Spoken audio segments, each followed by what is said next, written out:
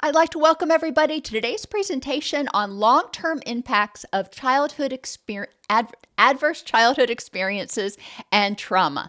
I'm your host, Dr. Dawn-Elise Snipes. Childhood trauma and ACEs fundamentally alter each piece of a child's life, and we're going to go through those today and explore how those alterations in each piece of a child's life can contribute to mental as well as physical illness and other problems later in life, as well as strategies we can use to assist people in recovering and healing from these traumas. We're going to explore the relationship between ACEs, that's adverse childhood experiences, trauma, and attachment trauma.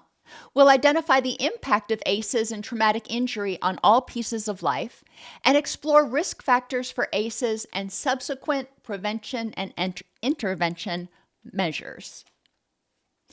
Let's start out at the beginning, the very basics. What is trauma? And I use a few different nuances. Traumatic events are things that happen that directly or indirectly expose a person to something that involves the possibility of death or serious injury. In children, this can include, in my opinion, attachment trauma, since, loss of a caregiver is really tantamount to death or serious injury. A 5-year-old cannot care for themselves. Being in a household where there is almost never food in the refrigerator, where they're hungry all the time, that neglect makes the child feel unsafe, makes the child feel anxious, and potentially, if they're not fed for long enough, it could lead to serious injury. Attachment trauma is a specific type of trauma. When somebody experiences attachment trauma, their primary caregivers did not demonstrate the characteristics necessary to form secure attachment. They did not demonstrate consistency, attentiveness, responsiveness, encouragement, and safety. And traumatic injury, and I think this is really important because a lot of people, almost everybody, I think, experiences trauma in their life. Not everybody experiences traumatic injury. And traumatic injury are the psychological consequences, sometimes experienced after a trauma, causing the person to feel unsafe and powerless. And when traumatic injury is left unresolved, like any other injury we get that's left unresolved, it may heal incorrectly, if you will. Like if you get a bone broken and you don't get it set, it may heal a little not correctly. Or it may just kind of stay open and fester. And that's really what we're talking about today. We're talking about childhood experiences that were traumatic to the child that were never healed or didn't heal appropriately. Adverse childhood experiences are stressful or traumatic events that children experience before 18 years of age. Studies have linked exposure to ACEs and negative health and developmental and behavioral outcomes. 18 years of age, it is so arbitrary. They have that cutoff for adult versus child. But when we really think about it, our brain is still developing into our early to mid-20s. And we want to recognize that when our brain is still doing that development, it is more malleable. It is like a clay pot that has not yet been put into the kiln. And it's much easier to poke holes in it or to dent it or cause it to become misshapen in some way. Once it goes into the kiln, you can tap on it and it's not going to alter much. 61% of adults surveyed across 25 states reported that they had experienced at least one type of adverse childhood experience. And you'll see in a minute, this very easy to do. And nearly 1 in 6 reported that they'd experienced 4 or more types of adverse childhood experiences. They found that the greater the number of ACEs that somebody experiences, the worse their prognosis is for mental health and physical health later in life. Well, let's think about it. The more traumas a person experiences, the more stress they undergo, the more unsafe they may feel, the more inflammation they may develop, and then we have the cascade of consequences. What are these adverse childhood experiences?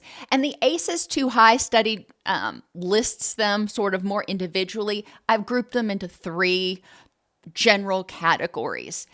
Abandonment is the first category. Death of a parent. And we know that death of a parent is traumatic, especially if it's due to suicide. Divorce. When parents get divorced, it can be an amicable divorce and the child may deal with it well, but a lot of children, even in amicable divorces, experience some level of distress. Not all children. Sometimes the divorce is a relief to the child because it's like, oh my gosh, we're not having screaming all the time anymore. This is wonderful. Or if a caregiver or someone in the household goes to jail. Remembering with children, their household impacts their very being, not just their primary caregiver. But if they're in a household where there is chaos, where someone commits suicide, where someone has a mental illness, it creates an environment that is different than someone who is in a household that doesn't have those experiences. The second category is abuse or neglect, either experiencing it directly or witnessing it, as in the case of witnessing domestic violence, or experiencing abuse or bullying by a sibling, or obviously caregivers. But this abuse or neglect can occur in any piece of life. It doesn't have to be physical. It can be interpersonal, where the relationship is abusive. It can be emotional abuse. It can be mental abuse. We need to recognize, and I have environmental abuse that can kind of go under emotional too. If the abuser is invading that person's space, invading that person's stuff, or maybe even taking it, getting rid of their dog, for example, that can be traumatic. And mental illness or substance abuse or other addictions, behavioral addictions included, gambling, sex, porn, in the household. What happens when there's chaos in the household? I want you to think about the family dynamics. We'll just take the Beaver Cleaver household of mom, dad, and 2.4 kids and a dog. But if one of them starts to develop a mental illness, a substance abuse issue, become neglectful, etc., it affects every other person in that household. And that may mean that the child who's experiencing the trauma may not be getting the attention that they need because the caregivers are focused on the sibling that has the mental health diagnosis or the addiction issue. It may be cause the parents, the caregivers, to focus on themselves because they have a conflictual relationship and the kids just kind of fall to the background.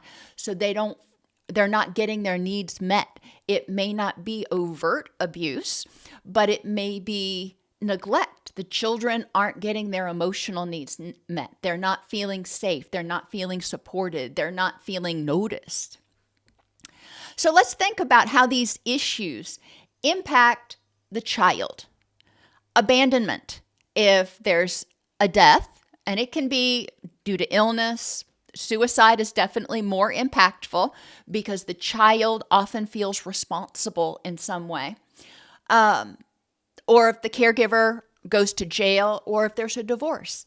A lot of times, children after a divorce are worried that they're going to be kicked out of the house too if they don't do right, or they may blame themselves for the divorce. There's a lot of things that can go on in a kid's head because remember, kids don't think the same as adults. Young kids especially, they think personally.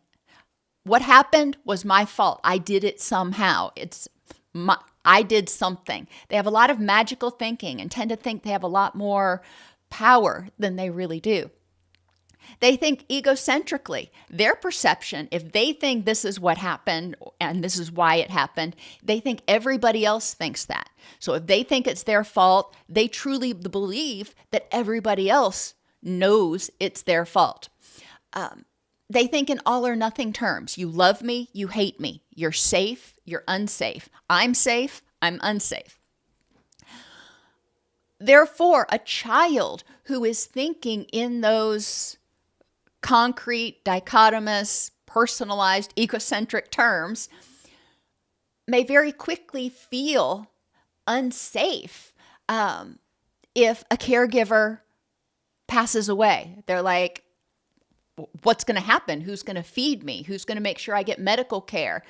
A lot of times, if there's a divorce or a death or somebody leaves the household because they're incarcerated or something, it changes the rhythm of the household. So the child's circadian rhythms may get, kind of tossed up in the air for a while because they're having to adjust to a new schedule, a new routine, a new normal without that other person in the household. And they may feel more or less physically safe, depending on the characteristics of the caregiver that abandoned them. And as a child, a lot of children perceive it as abandonment in some way, even if the caregiver didn't have any control over it. Thinking about through a child's eyes, with this person not in the house, do they feel more or less safe? Do they feel more or less confident that they're going to get their food needs met, their medical needs met? They're going to have a roof over their head. What's going on with them? So it impacts the child a lot. When there's abuse or neglect, that's pretty obvious that the child is fearing for their food, medical, or physical safety, which is going to keep them from getting good quality sleep. Even if they're not the ones that are bearing the brunt of the abuse or the neglect, they're worried, they're fearful, maybe for other people in their household, or even neglect as no food in the house. It's hard to sleep when you're really hungry. It's hard to sleep when you don't know who's coming in and out of the house. And then mental illness or substance abuse. When we have that going on in the family, what we see is a lot of chaos often. And the person with the mental illness or the substance abuse often becomes the focal point of the family, if you will, trying to help them get better, trying to help them survive, trying to help them avoid the natural consequences of their behaviors and other enabling things that happen. But that draws the attention toward that person and away from the child. So the child doesn't feel noticed, doesn't feel like they're getting their needs met. They may not, because the adults are so focused on the person with the mental illness or addiction, a lot of what the child needs may go unmet because the caregivers just don't notice, or they don't have the bandwidth to handle one more thing. It's like, okay, you're having a bad day. I'm sorry, but your brother's having a worse day. So deal with it. Interpersonally, and again, all of these go to basic safety and needs, love and belonging, learning how to set boundaries and communicate, developing self-esteem and trust. When there's abandonment in the household, and I'm just using that term generally now, we're not going to go through each one.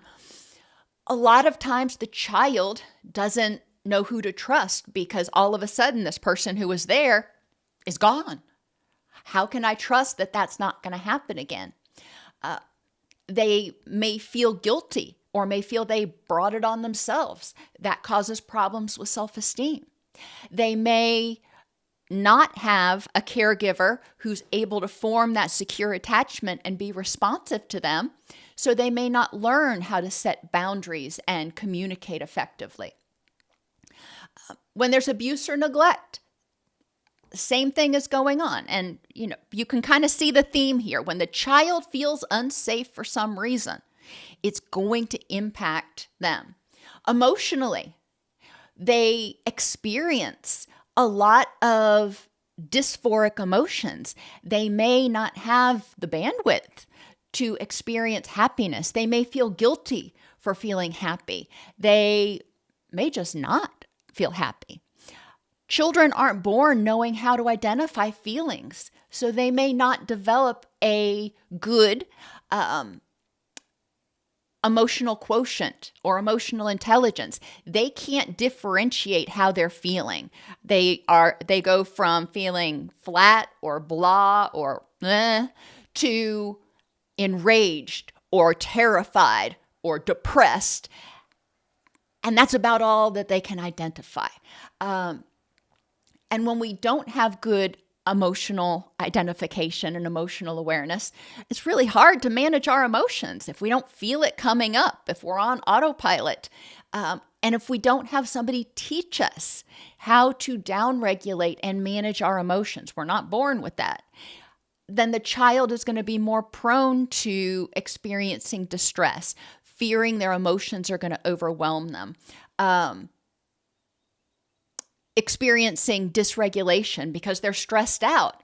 And that constant stress alters the nervous system, and the child is going to be more prone to dysregulation. Likewise, when we're stressed, when we're more prone to dysregulation, our wise mind, our prefrontal cortex, kind of shuts off. The blood sugar is shunted away to help us fight or flee. All of those executive functioning things that we talk about, planning, organizing, remembering, attending, concentrating, those are out the window. Those are out the window because that child, because they feel unsafe and they're not getting their needs met, is focused on survival. They're not focused on algebra. It also alters their perceptions. When you're living in an environment that is hostile, negative, unsafe, that's what you start to expect from the world. You expect people to be hostile, unpredictable, unsafe. Therefore, they're viewing their interactions with other people through that lens, expecting the worst instead of believing or recognizing that, hey, what I'm going through is not the norm and other people can be trusted. Environmentally, housing, transportation, that's left up to the caregivers. And if the caregivers are too overwhelmed dealing with their stuff or dealing with the stuff of somebody else in the household, then housing may become unstable. They may lose their jobs. They may get DUIs. There may be transportation issues. They may lose the car. It's very easy for some of our fundamental basic needs, if you think back to Maslow's hierarchy, to go by the wayside when someone is having difficulty functioning, when the grown-ups in the household are having difficulty functioning. To this point, we've talked about how adverse childhood experiences may impact the child. Overall, increases stress, increases inflammation, decreases sleep, decreases nutrient absorption, decreases mood, decreases executive functioning. There's a lot of distress that we see. And until the child feels safe and empowered, it's going to be hard for them to sort of get stabilized and develop a lot of those skills. Some of the first things that we can do is help the child feel safe and empowered, help them get into an environment. And a lot of this results when we start working with the adults in the household to help them make sure the child feels safe and supported. The caregivers, when there's a suicide in the family, the caregivers are going to be overwhelmed. They are going to be distraught. When there's a divorce, the caregivers are distraught. When somebody goes to jail, whether it's the partner or a child, a lot of times the caregivers are angry, distraught, overwhelmed. When there's abuse or neglect in the family, whether they're the brunt of it or they're the perpetrator of it, they're not focusing on what the child's needs are. They are feeling, and if they are being victimized or they're trying to prevent somebody else from being victimized, maybe a sibling is being bullied at school, that may take all of that caregiver's attention. Therefore, the caregiver may not be sleeping well. If they're experiencing the abuse or neglect themselves, they may not feel safe. Interpersonally, they may have difficulty trusting the people in their own household. They may not feel good about themselves or efficacious because they're not being the caregiver that they think they should be, or they blame themselves for what's going on in the house. When this starts happening, you can see how caregivers can get up in their own head and have difficulty getting out and focusing on the child. Emotionally, when any of these things are going on in the household, it's exhausting. It can be terrifying. It can be gut-wrenching, heart-wrenching. There's a lot of dysphoria in the household, and the caregivers may get to the point where they've been so stressed for so long that they too start dysregulating, going from flat to furious or flat to frantic. Cognitively, same thing happens in adults that happens in kids. When we get stressed and that stress response is on, our executive functioning, not so much. And it's not either completely on or completely off. It's all a matter of degrees. But the more stressed someone is, the more difficult it is to think clearly. The more difficult it is to perceive the world through a clear lens, as opposed to a lens that is colored by distress, by fear, by a sense of unsafeness. So the caregivers are starting to feel overwhelmed, unsafe, powerless. We know that kids, even if they don't say a word, we know that kids pick up on this. So kids start to pick up, hey, my caregiver doesn't even feel safe. My caregiver can't even handle this. If they can't handle it, I'm screwed. Quite honestly, that's what a kid's thinking.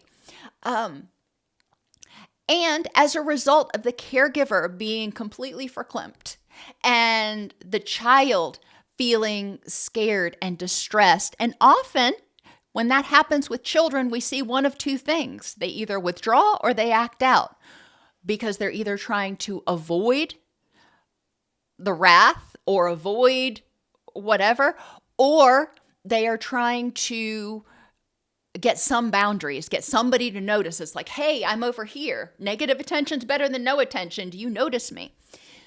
We start to see a lot of behavioral issues in children. We also start to see a lot of symptomatology of ADHD.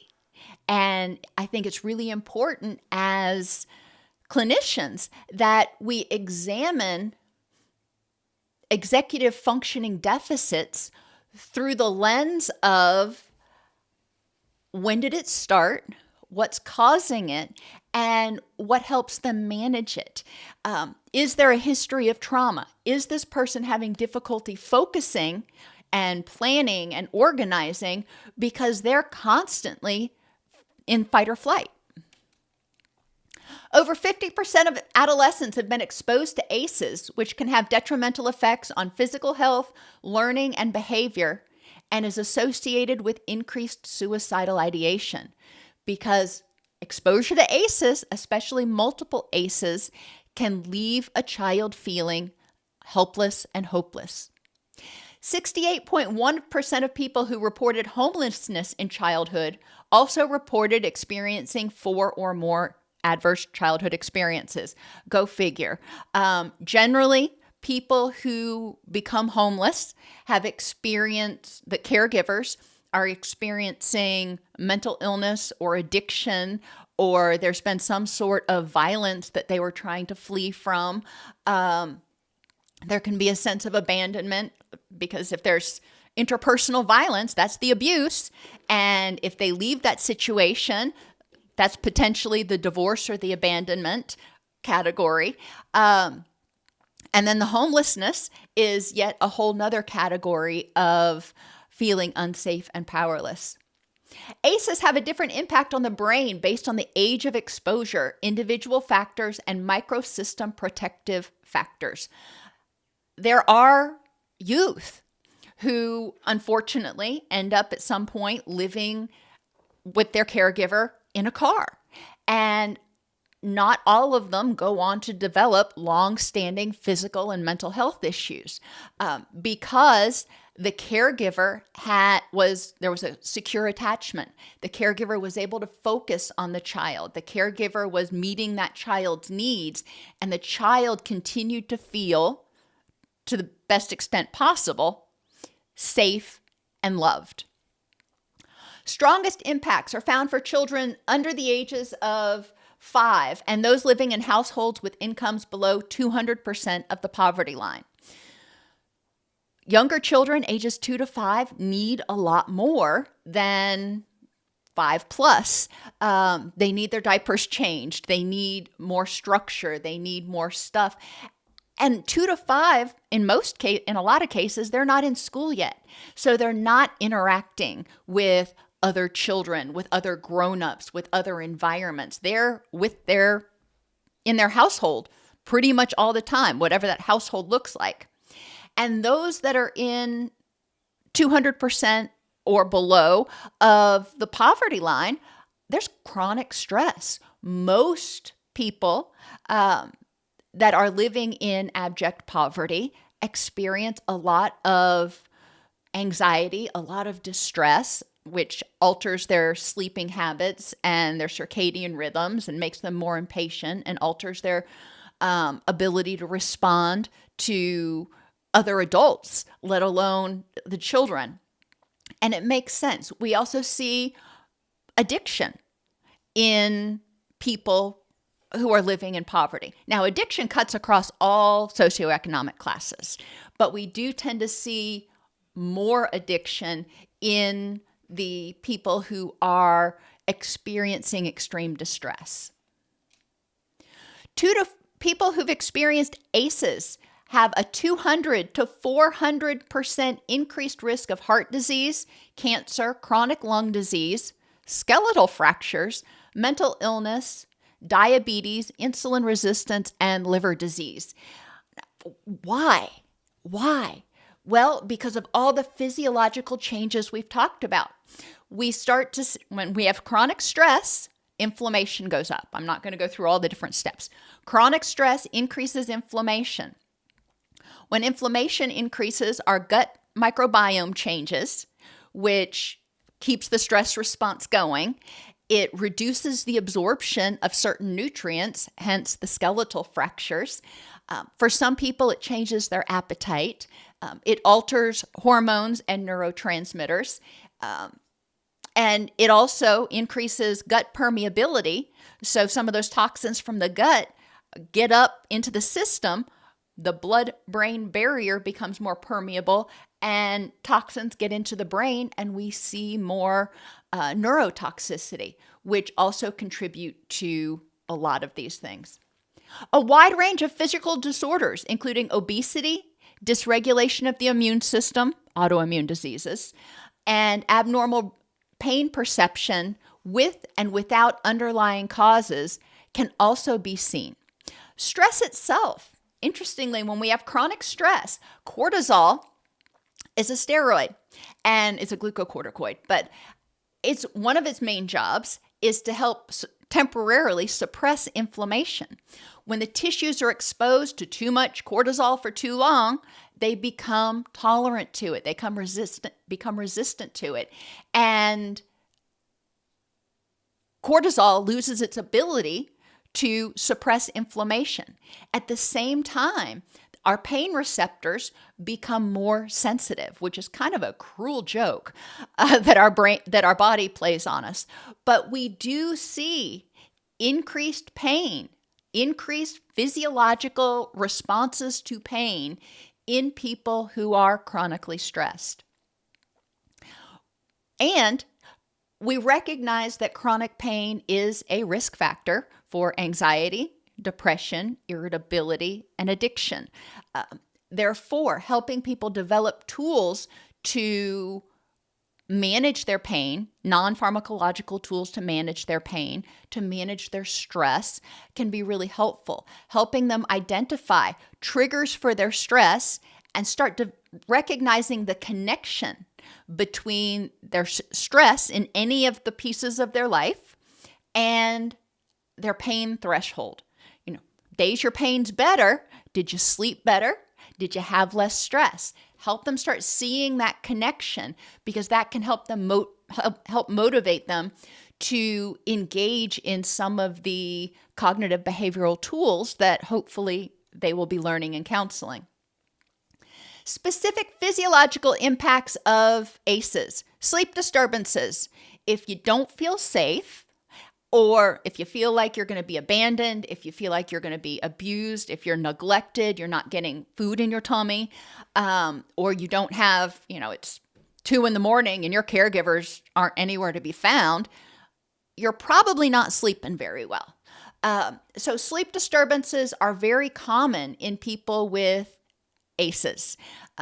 Hypervigilance. When we become stressed, our brain naturally says, I feel like there's a threat. Therefore, I need to be on high alert for any of the threats. Think about a soldier in a foxhole. It's the best analogy I can make. Sympathetic dominance. When we're stressed for too long, our stress response system becomes imbalanced. The part of our stress response that reacts to stressors becomes more powerful, more hair trigger. The part of our nervous system that helps us calm down, helps us downregulate our parasympathetic nervous system, it becomes weaker. It loses its ability. The vagus nerve loses what they call vagal tone. And we can help our clients develop or improve their vagal tone through simple exercises, helping them. They can get and I don't have it here with me, they can get one of those pulse ox monitors that you put on your finger. Have them go walk around the outside of the building a couple of times, or, whatever they do, get their heart rate up just a little bit. We're not talking about jogging. Just get their heart rate up a little bit. Then pop that little thing on their finger, have them slow their breathing to try to watch their heart rate come down. There's no somatic scanning, no body scanning, none of that may trigger trauma. They are looking at a number, and that helps the body learn to downregulate. When they sit down after they've been walking, their heart rate's going to slow. If they intentionally slow their breathing even more than it just would naturally, their heart rate's going to come down faster. It's actually a very empowering technique. Have them keep that pulse ox monitor. They can get them for like $5 online. And when they start feeling distressed, anxious, irritable, encourage them to put that on and slow their breathing. Breathe in for 4, hold for 4, exhale for 4. All they're doing is counting and watching that number. They're not focusing internally. Now, you can do some somatic focus if your client is able to and it doesn't trigger dissociation or flashbacks or anything like that. However, focusing on that pulse ox, or if they've got a fitness tracker. Now, I will tell you, and I tell my clients too, the fitness tracker tends to be laggy. Mine's about 30 seconds behind. So my heart rate will slow down and it'll be about 30 seconds before that actually shows up on my heart rate monitor, on my fitness tracker. You can also have them get a H10 band from Polar. Again, you can get them online. They're a little more expensive, but those are the gold standard. And those are really sort of second to second accurate based on what's actually going on with your heart rate. They're a pain in the butt because you got to put them on and they're not comfortable to wear around all day, which is why I like the Pulse Ox. It's $5. They can carry it in their purse. They can plop it on their finger. If they, get jammed up in traffic and start getting stressed, they can put it on their finger when they're not moving the car. But helping them start connecting the dots, recognizing when I start getting stressed, I do have the ability to turn on that parasympathetic nervous system. As the parasympathetic nervous system turns on, those executive functions come back online. And it's a whole lot easier for them to evaluate the facts in this context at this time to determine whether they are safe. Changes in the gut microbiome and leaky gut. That happens when we're stressed. It's just what happens. Therefore, stress management is really important. Additionally, eating a healthy, non-inflammatory diet is very important. Encourage them to consider having 3 colors on their plate at every meal. That helps them get the antioxidants and the fiber that can help feed some of those microbes. When the microbes get the fiber, they turn them into short-chain fatty acids, which kind of powers the whole system. Those are all helpful. Nutritional changes. When we're stressed, we typically eat differently. We typically gravitate towards high energy, dense foods, high sugar, high fat, high processed foods, which is inflammatory in most cases. We tend to gravitate away from those healthy foods like apples. Encouraging people to be mindful of what they're eating. That doesn't mean cutting out everything they love. That's not fair, and they're not going to stick to it. But encouraging them to be cognizant of what they're eating and why they're eating is important. Absorption changes. When our gut microbiome changes and when our gut becomes leaky and inflamed, we don't absorb nutrients as well. Even if they're eating a healthy diet, they may not be actually getting all of the nutrients that they're ingesting. It's just passing through them. And the way we utilize stuff changes. Because that gut microbiome changes, it may use the byproducts of the foods that you eat to make different neurochemicals and different hormones than it would if the other group of microbes was on duty. Increasing awareness of how nutrition and what we eat helps people feel is important. Now, of the changes that people make, that's usually one of the last ones they're willing to do, but okay. And do it gradually. Start by adding 1 color to their plate at every meal and maybe decreasing caffeine after noon. Those are 2 huge changes that can make a huge difference. Increased systemic inflammation. When we're stressed, because that cortisol eventually loses its ability to do its job, we have increased systemic inflammation, which leads to increased neuroinflammation. And all of that triggers the stress response, causes brain fog, causes hormone and neurotransmitter imbalances, and increases pain. Inflammation in the long term is just not good. It's not fun. Short-term inflammation, like when you break your arm, it has its place, but we don't want it all the time. And as I mentioned, that systemic inflammation goes up to the brain because the blood-brain barrier becomes more permeable when we're more stressed, And that leads to activation of the immune cells in the brain, which increases neuroinflammation, which starts causing cell death. We start seeing shrinkage in the hippocampus and other parts of the brain. The great news, even if somebody is 60, they're way past that 25-year-old place where your brain solidifies, I guess. Neurogenesis is possible throughout the lifetime. What is necessary for neurogenesis? What is necessary for our brain to heal itself? Reduce stress and inflammation. Stress is very amorphous. You can have physical stress, interpersonal stress, emotional stress, cognitive stress, and environmental stress. Our job as clinicians is to help people identify where they've got stress in their life, mitigate the stress that can't be eliminated, and eliminate the unnecessary stressors to allow their brain and their body to rebalance and not be constantly in this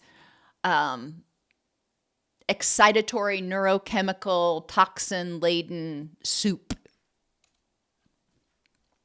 Inter- and intrapersonal impacts of adverse childhood experiences starts out with lack of secure attachment. Now, remember I said people can have adverse childhood experiences and not develop traumatic injury because of the characteristics of their environment and their caregivers.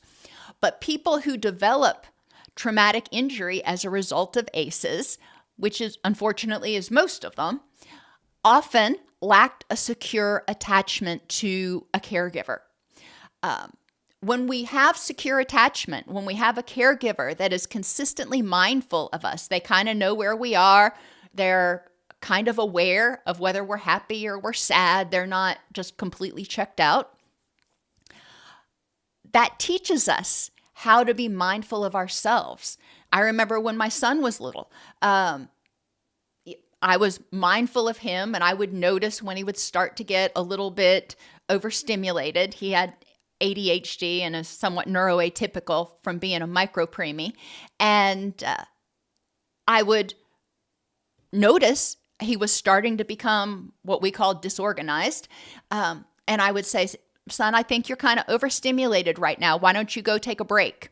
We didn't call it a timeout. He wasn't being punished. He would go into his room, and we had one wall that was completely white, and he would just go sit on his bed, and he could do whatever he wanted, but generally he would just suck on his pacifier and stare at the wall.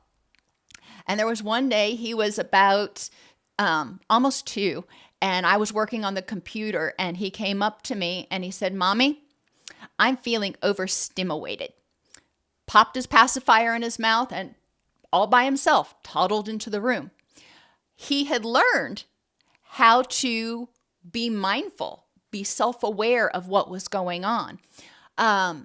Attentiveness. So that's consistency. Attentiveness is spending time with the child because you enjoy it. You want to spend time with them. That teaches them self-esteem. It's like, hey, people want to spend time with me. They're not just here to yell at me. Responsiveness is when the caregiver recognizes how the child feels or what the child needs and responds and or helps them respond.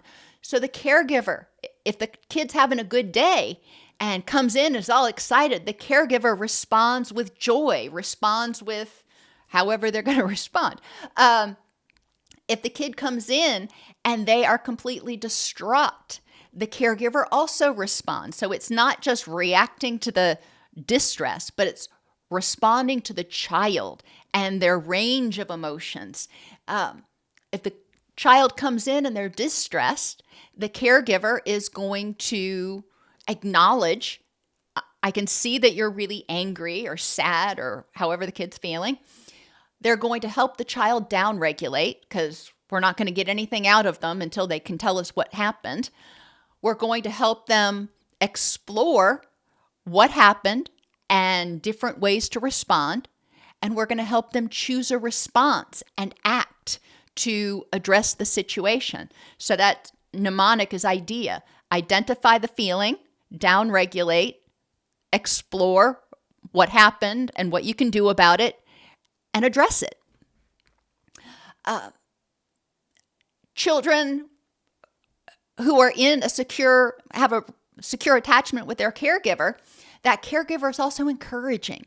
That caregiver says, you can do this. You want to try out for football? Score. Let's try it. You may make it, you may not, but I'm behind you. I'm going to be your best cheerleader. And if you fail, you've got a safe home base. And that's the S, is safety. You can come back. I'm going to love you just the same, whether you make the football team or not. I'm going to love you just the same, whether you get an A in this class or not.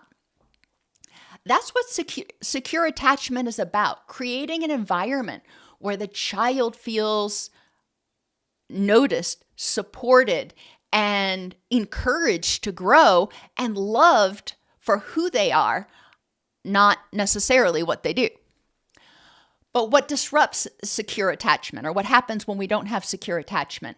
Lack of self and or other awareness. If they don't learn to be consistent, if they don't learn to turn off autopilot and check in with themselves, they're going to have a hard time addressing their feelings. If they don't feel like anybody wants to spend time with them, if they feel like they were a bother or nobody ever noticed them, then they're going to have low self-esteem, or maybe they were always criticized. They may have poor boundaries because responsiveness, the caregiver helping the child and being responsive, is going to help the child learn to set boundaries. And the caregiver may say, I can see you're really angry about this. I'm not angry about it. You're angry about it. So we have this boundary. You have the right to your feelings, and I have the right to mine. I'm not going to tell you how to feel. I'm not going to tell you you should let it go. I'm not going to tell you you should do this. I'm going to respect your feelings. So responsiveness teaches boundary setting and communication skills. Encouragement and safety help the child learn how to deal with their inner critic so it doesn't become toxic.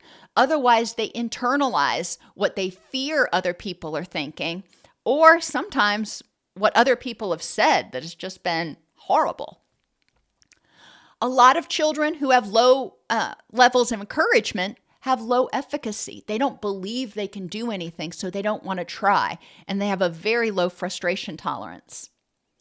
They may have difficulty trusting others, expecting abuse, neglect, or abandonment because they never felt safe in their relationships. And in some cases, when there's not a secure attachment, the child may develop codependency, where they feel like they need to become indispensable to somebody in order to avoid being abandoned. Ultimately, adverse childhood experiences can lead to a child feeling scared and disempowered, and this gets internalized. And the inner child, our memories as a child, and we can remember when we were a child how we felt when something happened. We carry those memories with us, and if we don't learn how to respond to them, if that inner child, all those memories we have is of feeling unsafe, then there's going to be a part of us that always feels unsafe. Low emotional quotient, and we talked about this a little bit earlier. People who don't grow up in a stable household often don't have a caregiver that teaches them how to identify feelings, how to identify what triggers their feelings, how to downregulate, and how to manage, how to identify what are my options for dealing with this to be the person I want to be and live the life I want to live. We see increased dysregulation because chronic stress, not feeling safe, creates that imbalance, creates that sympathetic dominance, and the child will more easily dysregulate. They'll more easily go from being okay to throwing a full-out tantrum. Helping the child learn how to downregulate can be helpful. And my handy dandy bubbles, you can get these at any store. Those are great, or you can even have balloons that you keep in your pocket or your purse or whatever for the child to blow on. Anything that slows their breathing. There are also disturbances in cognitive and emotional processing, including reduced sensory gating and heightened attention toward threatening stimuli. When we're feeling threatened, when we're in fight or flight, our brain actually opens up and becomes more aware of everything. So instead of filtering out a lot of the extraneous stimuli, it notices everything, which contributes to attentional difficulties. There's an increased experience of loneliness, increased HPA axis or stress dysregulation, and reduced impulse control. When the child is chronically in stress zone, then that prefrontal cortex, the wise mind, executive functioning, whatever you want to call it, that's offline. When we're operating out of emotion, we tend to operate more impulsively, which obviously is a problem.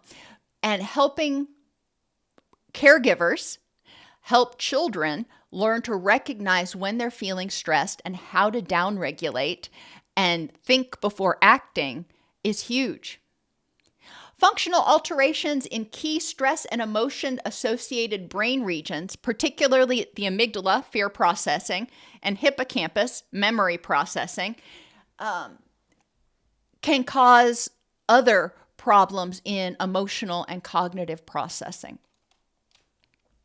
The amygdala and hippocampus are particularly susceptible to damage from trauma and chronic stress due to the high density of glucocorticoid receptors. So there's a lot more hot neurochemicals, if you will, flowing into those areas of the brain, which makes it easier for those neurons to get fried. Exposure to ACEs selectively affect the sensory systems which were involved in perceiving the trauma. Smells, sights, sounds, whatever senses were engaged during the trauma or experience of ongoing trauma are going to be heightened.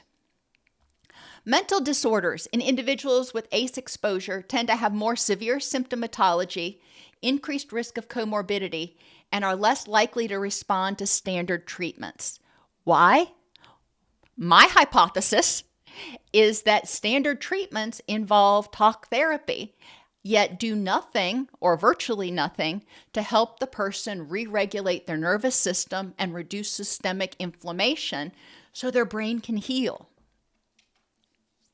Environmental aspects of ACEs include difficulty maintaining a job due to all the other impacts that we've talked about: emotional dysregulation, brain fog, impulsivity, pessimism, all difficulty with executive functioning, difficulty to maintain a job when all those things are offline.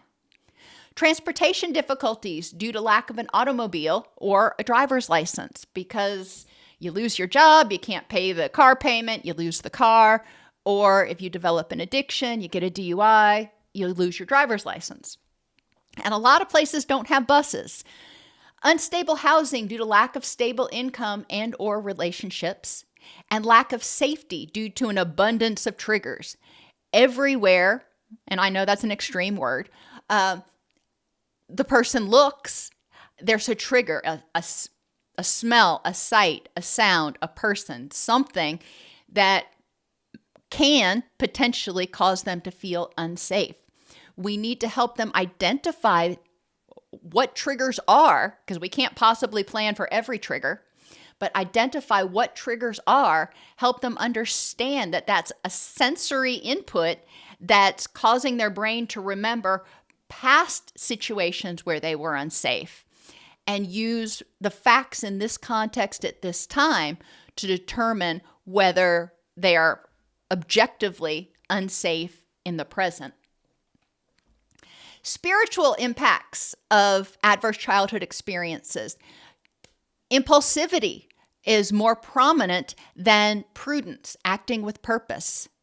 People who've experienced ACEs often give up easier because they're like, what's the point? It's just another day in this crap show. The child or person may develop the idea that nobody can be trusted, not even themselves, so they don't have respect for themselves or others. They may be filled with resentment and guilt and have difficulty loving and trusting because they can't forgive. They may do the minimum because they don't see the point of, really giving 110% because it doesn't ever seem to work out. They may have difficulty having compassion for self and others because all they've experienced most of their life is judgment. And when they don't have compassion for themselves or others, it's really difficult to connect with and trust other people. If I'm constantly judging myself or judging you, I'm going to have difficulty trusting and connecting with you. It's difficult for them to be truthful with themselves and others because they often learned that the only safe thing to do was either be very passive, so everybody was doing whatever and they had no say in it. They had their boundaries just completely obliterated. Or they were a chameleon to survive and they weren't able to thrive. They just did whatever the other person wanted them to do because that was the safest thing. And selflessness to the extent that it doesn't cause self-harm. And this is where we see a lot of codependency.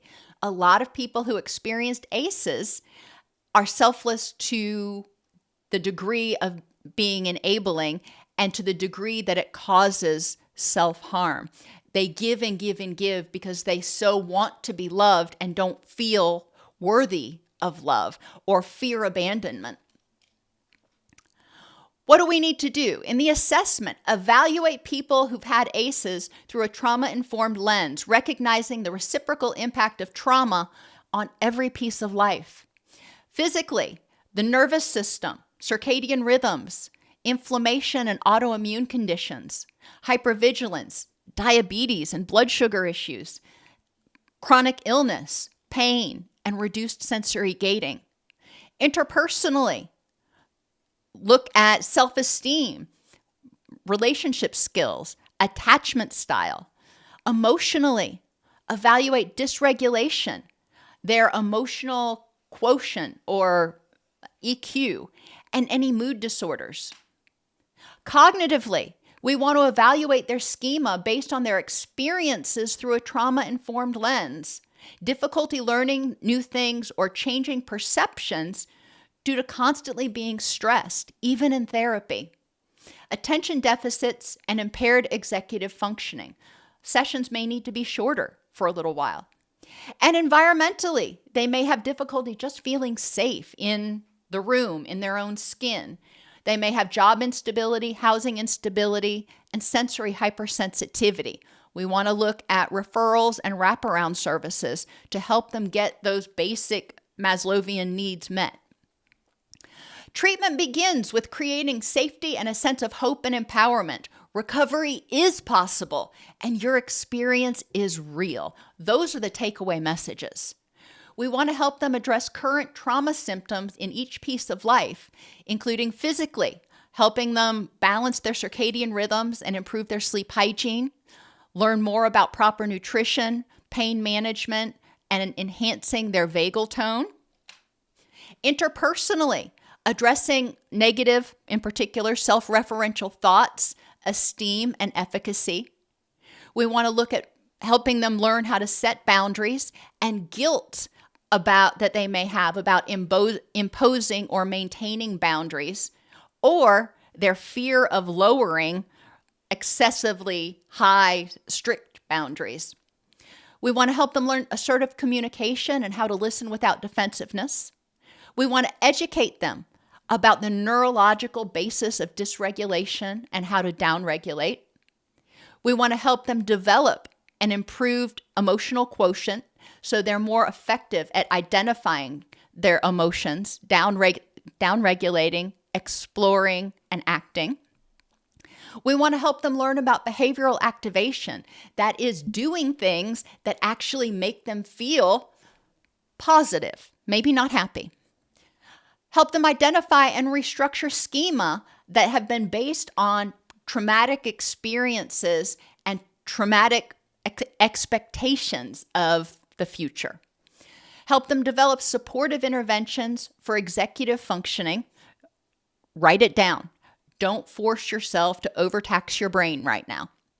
And address cognitive distortions, especially personalization, minimization of the positive, maximizing the negative, emotional reasoning, jumping to conclusions, the availability heuristic, that is thinking that something is based on what pops into your mind immediately, not necessarily based on the facts. And all or nothing thinking. And we can use the mnemonic FEEL here. Facts, what are the facts in this context? Exceptions, what are the exceptions to this being all or nothing?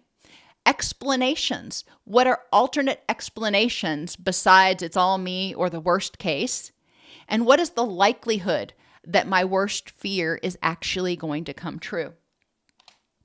Environmentally, help them identify and enhance positive triggers that help them feel safe and empowered. Help them identify and minimize trauma triggers. Help them address sensory over or under stimulation. Seek out vocational counseling, housing support, and, if needed, transportation interventions. ACEs fundamentally alter a child's sense of safety, personal power, and lovability. These changes trigger the stress response, which leads to a variety of changes in all pieces of life, partly as a result of the downstream effects of chronic inflammation. Assessing for ACEs and whether or not the adult and the inner child feel safe and empowered is essential to understanding 80% of the iceberg that's under the water. What they're presenting with is the 20% that's above the water. Treating people with ACEs requires untangling the web of the biopsychosocial impacts of trauma that are keeping them stuck.